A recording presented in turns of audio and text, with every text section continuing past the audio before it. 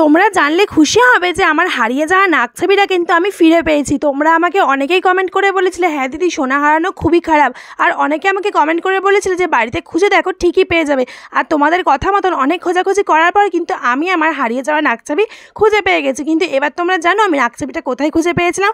একজন দিদিভাই কমেন্ট করেছিল নাকছাবি অনেক সময় চুলের মধ্যে আটকে যায়। সত্যি আমার চুলে আটকে ছিল, চুল থেকেই কিন্তু আমি আঁচড়ানোর পরে দেখেছি আমার নাকছাবিটা টুপ করে পড়লো।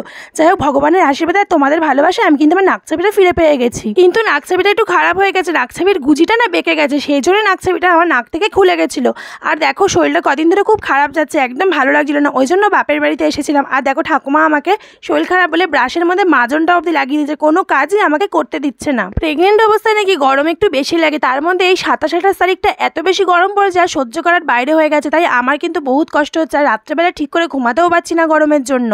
তার মধ্যে শুরু হয়েছে বারবার করে কারেন্ট যাওয়া, এই কারেন্ট যাওয়ার জন্য তো আরও বেশি কষ্ট হয়ে যাচ্ছে। বাপের বাড়ি আর শ্বশুরবাড়ি যেখানেই যাই না কেন, কোথাও গিয়ে কিন্তু আমি দুদণ্ড শান্তি পাচ্ছি না। কি করলে গরম থেকে একটু শান্তি পাবো? যদি পারো তোমরা একটু কমেন্ট করে কিন্তু জানিও। আর দেখো এখন সকালবেলায় ব্রাশ করে নিলাম, আর এখন হচ্ছে আমাকে ওষুধ খেতে হবে। সকালবেলা ড্রাই ফ্রুটস খাওয়ার আগে কিন্তু আমাকে ওষুধ খেতে লাগে। তোমরা হয়তো জানো না আমার কিন্তু হাই থাইরয়েড আছে, আর প্রেগনেন্সিতে থাইরয়েড থাকা কিন্তু খুবই খারাপ জিনিস। সেই জন্য আমাকে প্রতিদিন সকালবেলায় খালি পেটে থাইরয়েডের ওষুধ আর গ্যাসের ওষুধ খেতেই হয়, কারণ আমার কিন্তু এখন ডাইজেস্ট হতে প্রচুর প্রবলেম হয়।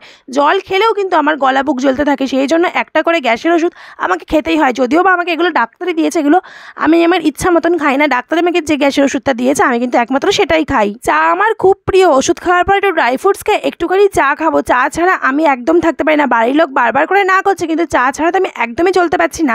তার মধ্যে এই বিস্কুটগুলো কালকে আমি কিনেছিলাম, এই বিস্কুটগুলো কি বলে তোমরা যদি জেনে থাকো তাহলে প্লিজ কমেন্ট করে জানাবে। আমি তো দেখলাম বেশ বড় বড়, আর উনি বললো খুব সুন্দর খেতে হয়। আর সত্যি চা দিয়ে খেয়ে দেখলাম বিস্কুটটা খেতে কিন্তু বেশ ভালো লাগছে। এই বিস্কুটগুলোর কি নাম যদি তোমাদের জানা থাকে অবশ্যই কিন্তু কমেন্ট করে জানাবে। এই বিস্কুটগুলো একটার দাম হচ্ছে 5 টাকা, কিন্তু আমরা 50 টাকা দিয়ে 13টা বিস্কুট পেয়ে গেছিলাম। শিয়ালদহ স্টেশনে আমি অনেকবার গেছি, আর তখন যখন এই বিস্কুটগুলো আমি দেখেছিলাম বিক্রি হয় তখন ভাবতাম এগুলো বন পাউরুটি, কিন্তু এখন দেখলাম যে এগুলো আসলেই বিস্কুট। আগে জানলে আগে কিনে খেতাম। তারপর যখন দাদাটা বললো যে না এগুলো বিস্কুট, এগুলো পাউরুটি না, খেয়ে দেখো তোমার খুব ভালো লাগবে, তুমি যদি একবার খাও বারবার করে কিন্তু আমার থেকে নেবে। সত্যিই তাই, বিস্কুটগুলো কিন্তু দারুণ খেতে, কিন্তু কতটা হেলদি আমি বলতে পারছি না, তবে 1-2টো কিন্তু খাওয়াই যায়। এই বিস্কুটের যদি নাম জানা থাকে তাহলে তোমরা অবশ্যই কমেন্ট করে জানাবে। কিন্তু তোমরা আমাকে অনেকেই বলেছো দিদি গরমে চা খেও না, আর প্রেগনেন্সিতে চা খেতে নেই। আমি চা কিন্তু রোজ খাই না, মাঝে মাঝে খাই, আর যখনই খাই তখনই তোমাদেরকে শেয়ার করি। তাই তোমরা হয়তো ভাবো আমি রোজই চা খাচ্ছি, একদমই না, মাঝে মাঝে আমি চা খাই। আর আজকে যেহেতু বাপের বাড়িতে আছি, তাই বাপের বাড়িতে কিন্তু মায়ের কাছে আমার একটা ডিমান্ড আছে, সেটা হচ্ছে আলু পোস্ত খাওয়া। কারণ আমার কিন্তু সবথেকে প্রিয় খাওয়ার হচ্ছে বিউলির ডাল আর আলু পোস্ত। সেই মতো দোকান থেকে দেখো পোস্ত কিনে নিয়ে আসলাম। পোস্ত ঘরে ছিল, একটু কম পড়েছিল, সেজন্য একটু বেশি করে পোস্ত আনতে হলো। পোস্ত নিয়ে আসলাম, আর হচ্ছে বিউলির ডাল, যে সমস্ত জিনিসগুলো বাড়িতে কম ছিল সেগুলো নিয়ে আসলাম।